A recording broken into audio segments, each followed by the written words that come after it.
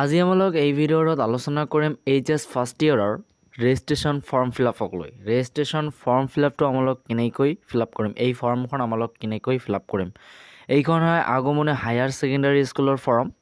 তো মই আশা কৰোঁ এইখন দেখিলে তোমাৰ আৰু বেলেগ কাৰোবাৰ ওচৰত গৈ ক'ব নালাগিব যে মোৰ ফৰ্মখন মোক ফিলআপ কৰি দিয়া। ঠিক আছে, তো আমলক বেছি দেৰি নকৰি ভিডিঅ'টো আৰম্ভ কৰি আছোঁ।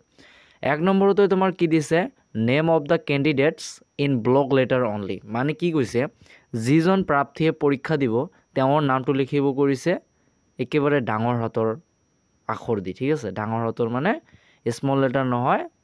ঠিক আছে, ব্লক লেটাৰ ব্লক। ঠিক আছে, তাৰপিছত কি কৈছে, ফাদাৰ্ছ নেম, এইটো তোমালোকে ডাঙৰ হাতৰ দি লিখিবা। ঠিক আছে, block father's name block letter only. তোমালোকে কাম কৰিবা গোটেইখিনি ব্লক লেটাৰ দিয়ে কৰি দিবা। তাৰপিছত 3 নম্বৰ কি কৈছে, mothers name in block letter only. তাৰপিছত কি কৈছে, কণ্টেক্ট নম্বৰ, তোমাৰ মোবাইল নম্বৰ। ইয়াত তোমাৰ নিজৰো মোবাইল নম্বৰ দিব পাৰিবা, তাৰপিছত তোমাৰ দেউতাকৰো দিব পাৰা, মানে তোমাৰ ফেমিলিত দিলেই হ'ল আৰু। তাৰপিছত ইয়াত কি দিবা, আধাৰ কাৰ্ড নং। ঠিক আছে, তাৰপিছত 5 নম্বৰ কি আছে, ষ্ট্ৰীম তোমালোকে জানা, আৰ্টছ হ'লে এ দিবা, ছায়েন্স হ'লে বি দিবা, ভকেশ্যনেল হ'লে চি দিবা। ঠিক আছে, 6 নম্বৰ কি কৈছে, কাষ্ট। যদি জেনাৰেল হয় তেন্তে জি দিবা ইয়াত। যদি তোমাৰ যিটো জেনাৰেল হয়, যিটো কাষ্ট হয় আৰু কি, তোমাৰ সেইটো ইয়াত দিবা। যদি অ' বি চি থাকে তেন্তে অ' বি দিবা, অ' দিবা। আৰু যদি এম অ' বি চি থাকে তেন্তে এম দিবা। ঠিক আছে, তাৰপিছত তোমাৰ জেণ্ডাৰৰ কথা কৈছে, মেল না ফিমেল। যদি মেল হোৱা তেন্তে এম দিবা, যদি ফিমেল হোৱা তেন্তে এফ দিবা। ঠিক আছে, তাৰপিছত কি কৈছে, তোমাৰ ৰিলিজন। 8 নম্বৰ ৰিলিজন, যদি হিন্দু হোৱা এইচ, মুছলিম হোৱা এম। তাৰপিছত যদি খ্ৰীষ্টান হোৱা চি, আদাৰ্ছ হ'লে অ'। এই তিনিটাৰ ভিতৰত যিটো থাকিব ইয়াত তেন্তে চি দিবা। আৰু যদি নাথাকে ইয়াত, ধৰি লোৱা তোমালোকে বৌদ্ধ ধৰ্ম, তেন্তে আদাৰ্ছ দিলে হৈ গ'ল, আদাৰ্ছ অ' দিলে হৈ গ'ল। তাৰপিছত কি কৈছে, মেডিয়াম কি তোমাৰ, মেডিয়ামটো এছামিছ হয়, যাৰ ইংলিছ আছে ইংলিছ দিবা, বাঙালী হ'লে বাঙালী দিবা। ইংলিছ হ'লে ই, এছামিছ হ'লে এ, বাঙালী হ'লে বি।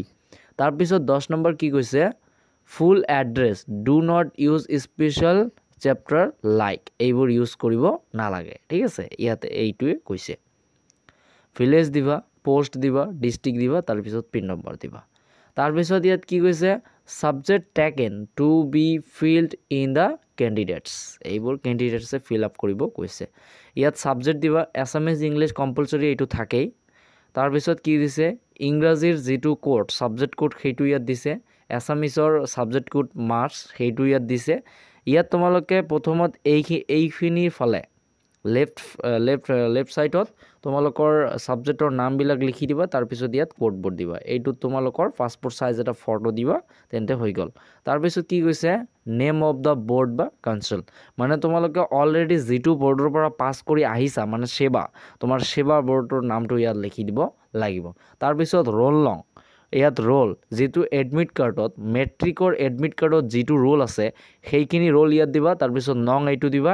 ইয়াৰ পাছিং ইয়াৰ, ইয়াত পাছিং ইয়াৰ দিব লাগিছিল, কিন্তু তেওঁলোকে পাছিং ইয়াৰ দিয়া নাই, কিন্তু এইটোত ইয়াৰে হয়, 2023 দিবা। তোমালোকৰ যিটো ইয়াৰত আৰু কি তোমাৰ মেট্ৰিক পাছ কৰিছে সেইটো ইয়াত দিলে হৈ গ'ল। তাৰপিছত টোটাল মাৰ্কছ, মেট্ৰিক পৰীক্ষাটো যে তোমাৰ হৈছে সেইটো কিমান নম্বৰৰ ভিতৰত হৈছে, সেইটো টোটাল নম্বৰটো কি, সেই টোটাল নম্বৰটো ইয়াত দিব লাগিব। তাৰপিছত মাৰ্ক অবটাইন্ড, মানে তুমি কিমান মাৰ্ক লৈ পাছ কৰিছা, মানে তোমাৰ পাৰ্চেণ্টেজটো নহয়, ইয়াত কেৱল মাত্ৰ মাৰ্কটো দিবা।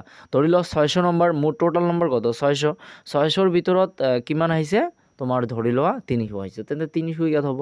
তাৰপিছত ডেট অফ এডমিশ্যন, তুমি যি দিনত তোমাৰ স্কুলখনত বা কলেজখনত এডমিশ্যন কৰিছে সেই ডেটটো ইয়াত দিব লাগিব। সেইটো ডেট যদি মনত নাথাকে তোমাৰ ছাৰৰ পৰা সুধি ল'বা, সেইটো হ'ব, আৰু মনত যদি থাকে তেন্তে ভাল কথাই। তাৰপিছত ক্লাছ ৰোল নং, ইয়াত ক্লাছ ৰোল নম্বৰ দিলে হৈ গ'ল। তাৰপিছত ইয়াত প্ৰিন্সিপালৰ ছিগনেচাৰ অফ কেণ্ডিডেট, ইয়াত তোমাৰ নিজৰ চহী মাৰিবা, তাৰপিছত ইয়াত প্ৰিন্সিপালে তোমাৰ চহী মাৰিব। ঠিক আছে, তো মোৰ ছাত্ৰ ছাত্ৰীসকল, এইটো ভিডিঅ' বনোৱাৰ উদ্দেশ্য এটাই যে এই ভিডিঅ'খন দেখাৰ পিছত যাতে কোনো ছাত্ৰ ছাত্ৰীয়ে কাৰোবাৰ ওচৰত গৈ ক'ব নালাগে যে মোক ফৰ্মখন ফিল আপ কৰি দিয়া। ঠিক আছে, মোৰ উদ্দেশ্য এইটোৱে। তো মই আশা কৰোঁ তোমাক এই ভিডিঅ'টোৰ পৰা মই কিবা হ'লেও অলপমান বুজিবলৈ চেষ্টা কৰিছোঁ আৰু বুজাবলৈ পাইছোঁ। যদি এইখিনিতে তোমালোকে নুবুজা তেন্তে মোক কমেণ্ট কৰিবা, মই আৰু ভালকৈ বুজাবলৈ চেষ্টা কৰিম। ঠিক আছে।